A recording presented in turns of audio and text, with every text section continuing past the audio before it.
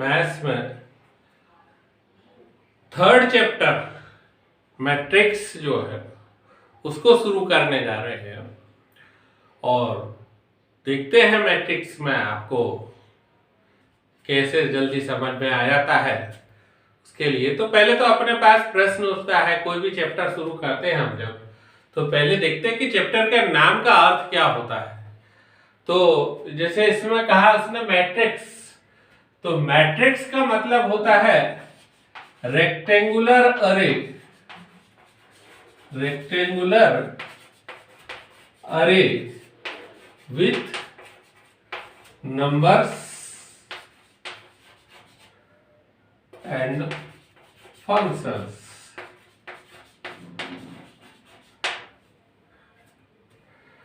Rectangular अरे माने एक व्यवस्था जिसमें विथ नंबर्स, नंबर्स कोई से भी नंबर्स हो सकते हैं, रियल नंबर भी हो सकते हैं, कॉम्प्लेक्स नंबर भी हो सकते हैं, तो कोई से भी नंबर हो सकते हैं या फंक्शन भी हो सकते हैं, इसमें फंक्शन भी हम ले सकते हैं। तो इस टाइप की एक व्यवस्था को मैट्रिक्स कहा जाता है।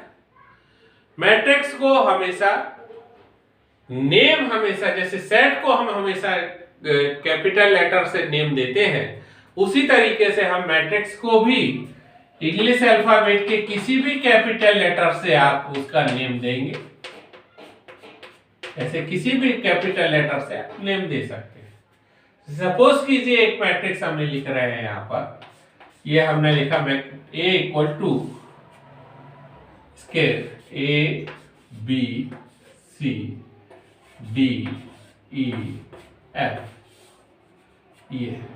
ये मैट्रिक्स को एक रिप्रेजेंट करने का तरीका होता है। मैट्रिक्स को हम या तो ये ऐसे बिग ब्रैकेट के अंदर लिख देते हैं, कई बुक में ऐसा भी लिखा हो सकता है, आपको स्मॉल ब्रैकेट में भी लिखे मिल सकते हैं, और इसको लिखने का ऐसे बार के अंदर भी लिखा जा सकता है, ऐसा भी इसको रिप्रेजेंट किया जा सकता है। ये तीन तरीके में से कोई सा भी तरीका अपनाया जा सकता है, पर मैक्सिमम बुक्स में ये मिलेगा आपको लिखा, तो अपन इसको ही लेकर चलते हैं। तो ये इसको रिप्रेजेंट करने के तरीका हो गया। इसके अंदर जो ये लिखे हुए हैं A B C D E F, ये जो लिखे हुए हैं that are called elements of matrix, माने ये जो है इसके एलिमेंट्स कहलाएंगे। A B C D E F जो है ये इसके एलिमेंट्स कहलाते हैं। और ये जो हॉरिजेंटल लाइन है इसको हम रो बोलते हैं, जो हॉरिजेंटल लाइन है इनको हम रो बोलते हैं, R1 R2 इस टाइप से हम डिनोट भी कर सकते हैं इसमें। और जो ये वर्टिकली लाइन है ये इनको हम कॉलम बोलते हैं, ये कॉलम कहलाएंगे हमारे, ठीक है ना। हॉरिजेंटल रो को जो है, हॉरिजेंटल लाइन को हम रो बोलेंगे, और जो वर्टिकल लाइन है वो कॉलम कहलाएगी। मैट्रिक्स को इंग्लिश अल्फाबेट के किसी भी लेटर से रिप्रेजेंट किया जाएगा, बिग ब्रैकेट के अंदर इसके एलिमेंट्स को लिखा जाएगा। ये इसको रिप्रेजेंट करने का तरीका है। अब इसके बाद आते हैं अपन ऑर्डर ऑफ मैट्रिक्स पर। तो देखिए ऑर्डर ऑफ मैट्रिक्स ये बोलता है कि जैसे कोई हमने एक मैट्रिक्स लिख लिया, सपोज कीजिए हम एक लिख के देखते हैं, अभी एक मैट्रिक्स हमने लिखा, मान लीजिए ये लिखा है A equal to A B C D E F G H I, ये एक लिखा आपने मैट्रिक्स। तो ऑर्डर ऑफ मैट्रिक्स में हम सबसे पहले नंबर ऑफ रोज कितनी है वो काउंट करते हैं इसमें।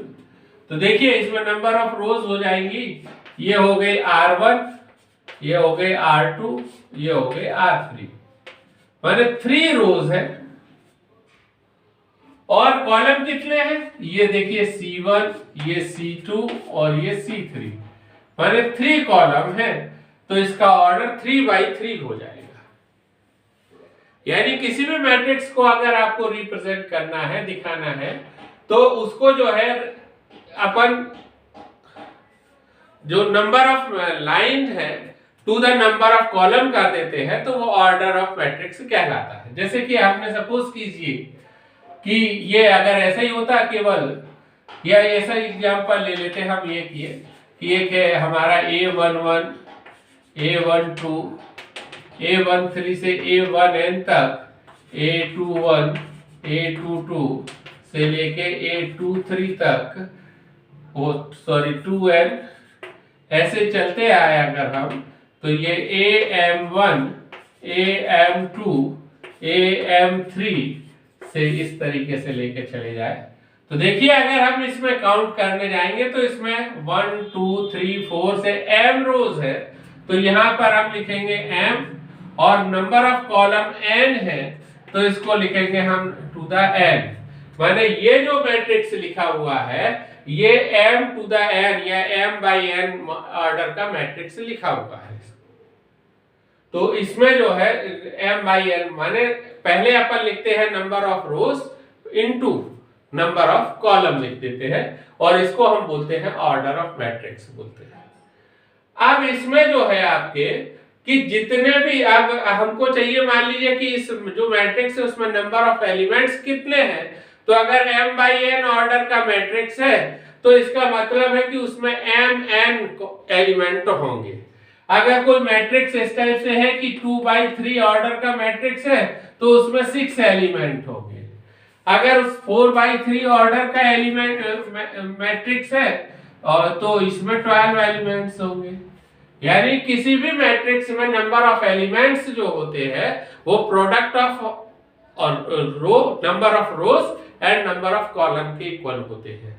तो यहाँ पर हम जो है इस तरीके से देख सकते हैं कि कितने उसमें रो होंगे और कितने कॉलम होंगे।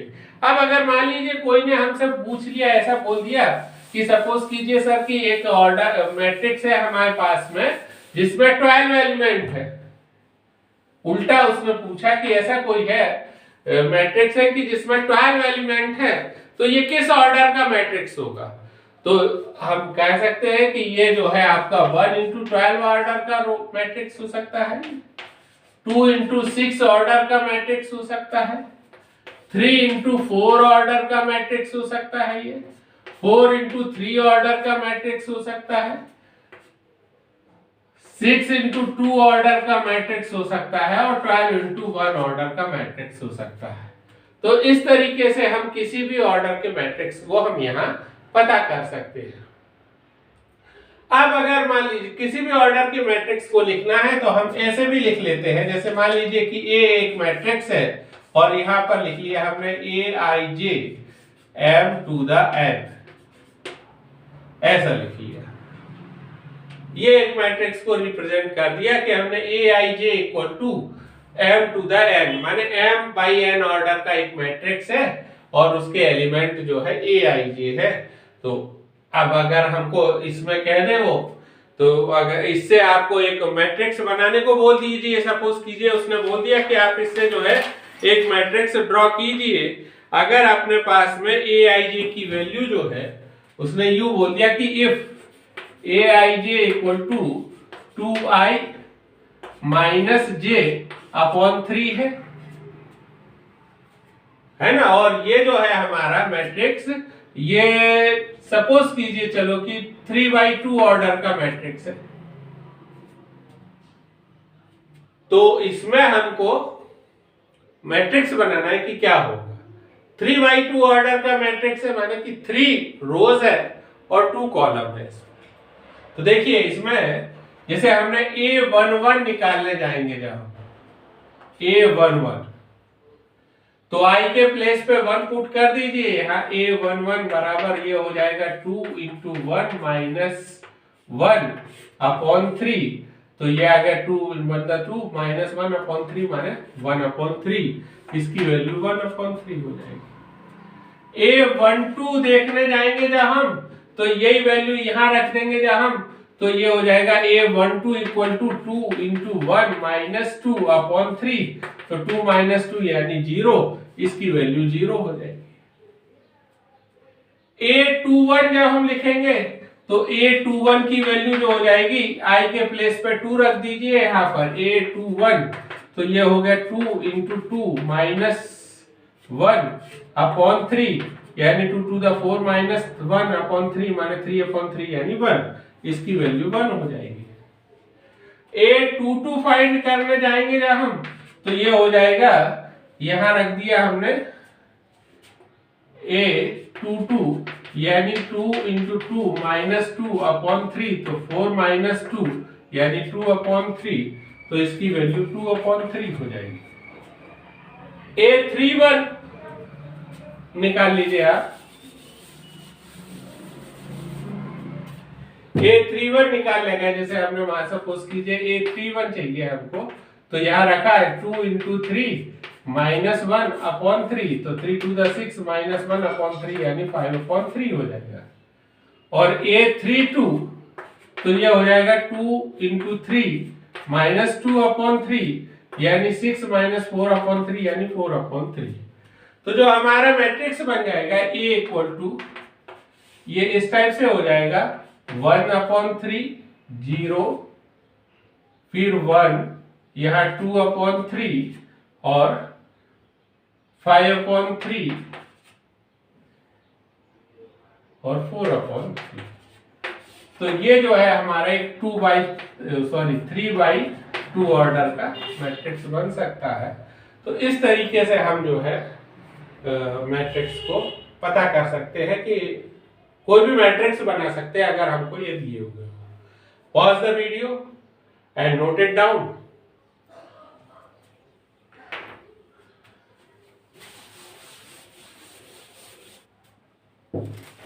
नेक्स्ट है इसमें types of matrix.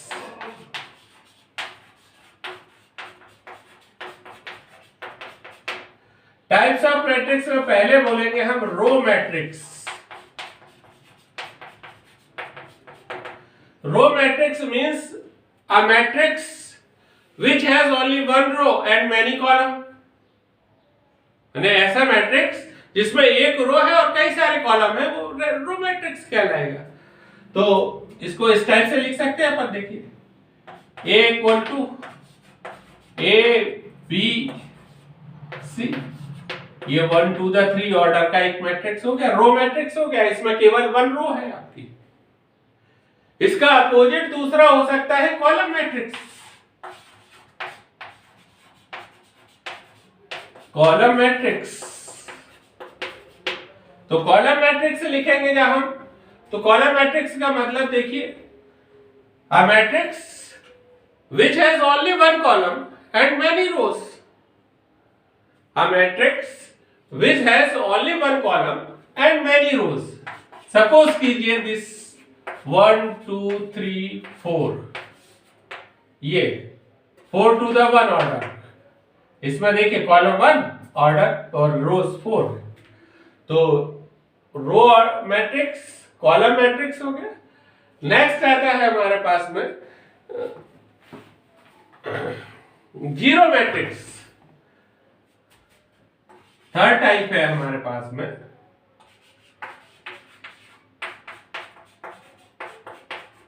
Zero matrix.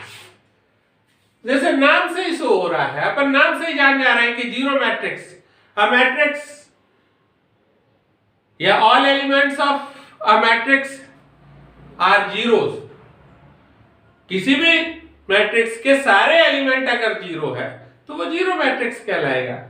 इसको हम इस टाइप से रिप्रेजेंट कर सकते हैं, लिख सकते हैं ये 0 0 0 0 0 0, ये 3/2 ऑर्डर का जीरो मैट्रिक्स बन गया। स्क्वायर मैट्रिक्स, फोर्थ नंबर हो गया हमारा स्क्वायर मैट्रिक्स।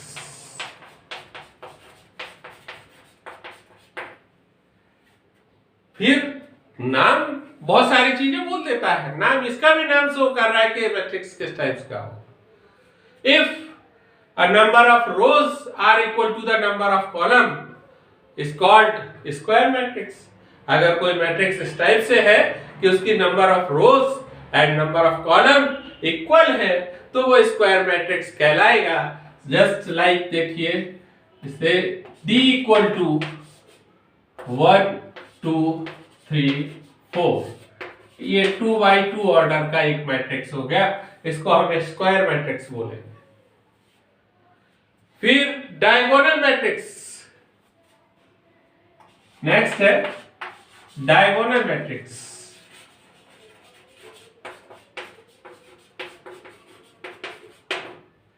डायगोनल मैट्रिक्स की मीन्स ऐसा मैट्रिक्स जिसका प्रिंसिपल डायगोनल, अब यहां देखिए जरा, suppose A is a matrix और इसको हम लिख लेते हैं A 0 0 0 B 0 0 0 C।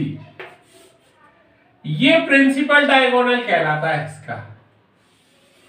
Left side के अपर कॉर्नर से लेकर राइट साइड के लोअर कॉर्नर तक आप जो लेते हैं, ये हमारा प्रिंसिपल डायगोनल कहलाता है। तो अगर हमारा जो मैट्रिक्स इस टाइप से है कि उसके प्रिंसिपल डायगोनल के अलावा सारे एलिमेंट्स 0 है, तो उसको हम डायगोनल मैट्रिक्स बोलेंगे। Understand?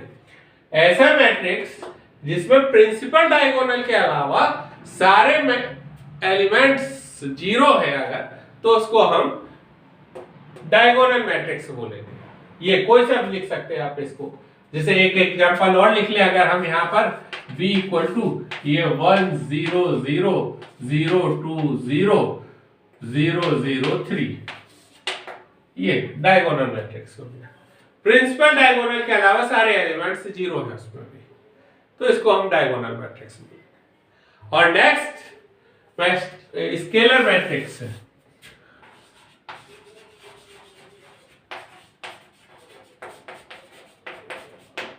Scalar matrix means, scalar matrix में हम कहा डायगोनल मैट्रिक्स।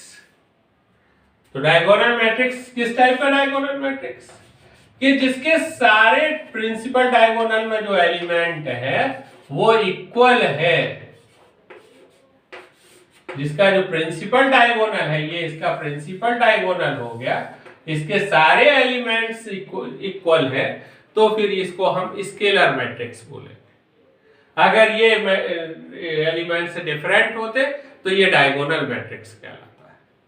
अगर यही अगर एलिमेंट्स जो है, सारे एलिमेंट्स जो है 1 हो जाए, मान लीजिए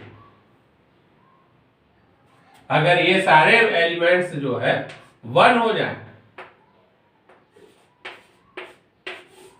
माने ऐसा स्क्वायर मैट्रिक्स, देखिए अब इसके साथ में थोड़ा सा और बदल जाएंगे। स्क्वायर मैट्रिक्स माने जिसके नंबर ऑफ रोज और नंबर ऑफ कॉलम्स इक्वल हो। अगर ऐसा स्क्वायर मैट्रिक्स जिसका प्रिंसिपल डायगोनल के जितने भी प्रिंसिपल डायगोनल में जो भी है एलिमेंट्स है वो 1 है, तो उसको हम यूनिट मैट्रिक्स बोलेंगे। ऐसा स्क्वायर मैट्रिक्स जिसके प्रिंसिपल डायगोनल में जितने भी एलिमेंट्स है वो अगर 1 है, तो उसको हम यूनिट मैट्रिक्स बोलेंगे। यही अब अगर मान लीजिए कि इसके सारे एलिमेंट्स सेम है तो स्केलर मैट्रिक्स है, और अगर सारे एलिमेंट्स डिफरेंट है तो डायगोनल मैट्रिक्स है। तो यहां पर अपन को ये चीज ध्यान देनी है कि ये जो है आपके इतने टाइप्स ऑफ मैट्रिक्स हो गए हैं। इसके बाद जो है अपन नेक्स्ट चैप्टर में लेंगे इक्वालिटी ऑफ मैट्रिक्स, और उसके आगे चलते हैं। पर आपने अगर अभी तक हमारे चैनल को सब्सक्राइब नहीं किया है तो प्लीज चैनल को सब्सक्राइब कीजिए और अधिक से अधिक बच्चों में शेयर कीजिए ताकि सबको इसका लाभ हो सके। Thank you.